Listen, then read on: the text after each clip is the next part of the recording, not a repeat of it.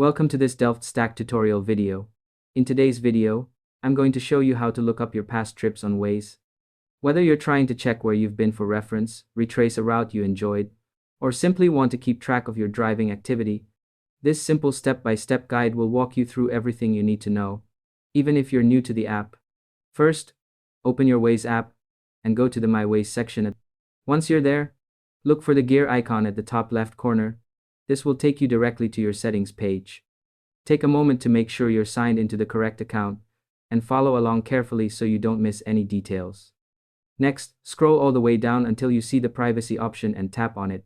Under the activity section, you'll find two important options: drive history and recent locations. Click on drive history to see a list of all your past trips. This section shows the routes you've taken, along with dates and times, making it easy to review your driving patterns or revisit places you've been to before.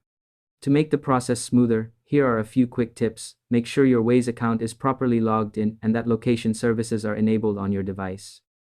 Doing this beforehand ensures your drive data is accurately saved and easy to access.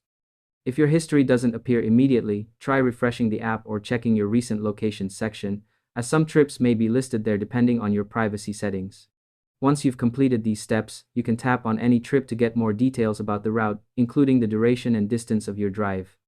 After that, you should be able to review your past trips without any interruptions. It's also a good idea to occasionally review your privacy settings to manage which trips are saved and make sure your data stays secure. And that's all there is to it.